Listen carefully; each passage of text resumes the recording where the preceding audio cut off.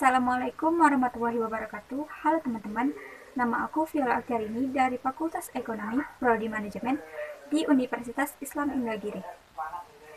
Di video kali ini, aku akan membahas tentang komunikasi bisnis. Nah, apa sih itu komunikasi? Tentunya tidak terlepas dari kehidupan kita sehari-hari, dimanapun dan kapanpun, baik itu per orang atau kelompok. Salah satunya dalam komunikasi bisnis. Oke, sejarah komunikasi. Komunikasi berasal dari bahasa Latin, yaitu communicatio, communico, dan communicare, yang berarti membuat sama, make to common. Secara sederhana, komunikasi dapat terjadi apabila ada kesamaan antara penyampaian pesan dan orang yang menerima pesan. Kemudian, definisi komunikasi. Menurut salah satu para ahli yang paling legend di dunia komunikasi, yaitu Harold Laswell. Ia mengungkapkan bahwa communication is what in which channel to whom in what effect. Definisi ini merupakan definisi yang paling sederhana tentang komunikasi karena melibatkan komunikator, message, communicator, dan efek. Nah, pertama komunikator, orang yang memberikan pesan. Kemudian pesan itu sendiri. Tidak mungkin adanya komunikasi tanpa adanya pesan. Nah, siapa penerima pesannya? Tentunya kita punya strategi sendiri untuk menentukan siapa yang penerima pesannya. Entah itu anak-anak atau orang tua. Dan terakhir, efek adalah tujuan dari pesan tersebut, baik itu diterima ataupun tidak. Oke. Satu hal yang kita highlight dalam ilmu komunikasi, komunikasi itu irreversible. Apa itu? Tentunya tidak bisa ditarik lagi. Makanya, kasus-kasus yang melanggar janji itu bisa kacau. Yang berkaitan dengan pesan dan ucapan itu tidak bisa ditarik lagi. Nah, agar tidak terjadi hal tersebut, makanya sebelum berkomunikasi, kita harus menentukan apa tujuan komunikasi kita.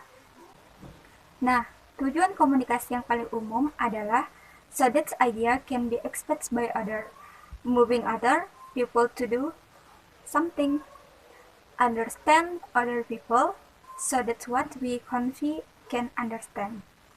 Dalam komunikasi juga dibagi dua macam cara penyampaian, yaitu verbal dan non-verbal, yang diucapkan dan yang tidak diucapkan.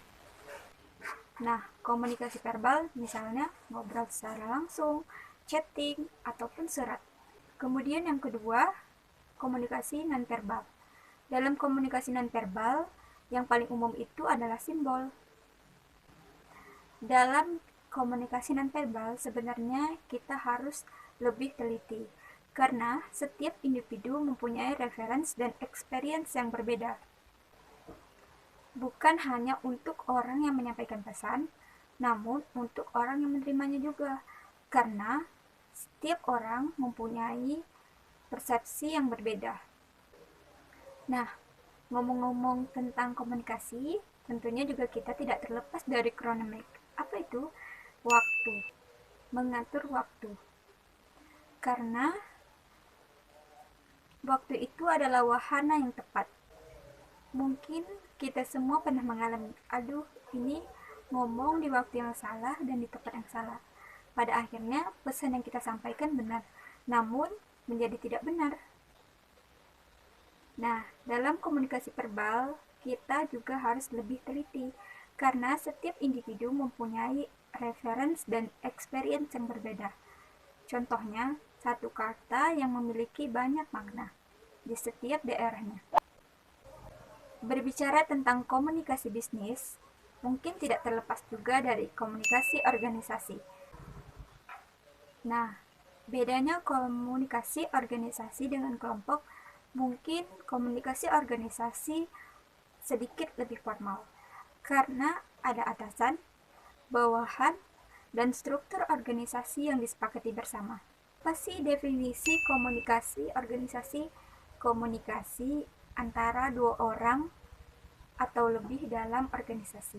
Kita bisa bilang, itu bukan organisasi saja, tentunya perusahaan include dengan organisasi. Dalam komunikasi organisasi, dalam perusahaan, meskipun perusahaan tersebut lebih ke arah formal, tetapi komunikasi informal juga perlu demi kelancaran kepentingan organisasi tersebut, karena akan lebih mudah untuk mencapai goals-goals yang mereka punya. Nah, itulah pentingnya fungsi komunikasi dalam organisasi. Harus dibarengi dengan formal dan informal, vertikal dan horizontal, atas ke bawah dan bawah ke atas. Agar tidak terjadi kekakuan dalam suatu perusahaan dan memiliki satu chemistry dalam satu perusahaan, sehingga lebih mudah untuk kelancaran kepentingan organisasi untuk mencapai tujuan perusahaan tersebut. Jadi teman-teman, secara garis besar komunikasi adalah to make everything in common. Jadi ketika kita sudah berhasil menyampaikan pesan dan lawan bicara kita paham, itulah komunikasi. Tapi bukan berarti pesan yang tidak sampai, komunikasi tidak berhasil. Itu disebut misunderstanding. Nah teman-teman, jangan sampai pesan yang saya sampaikan ini misunderstanding untuk kalian, karena saya sangat berharap kalian bisa paham apa yang saya sampaikan.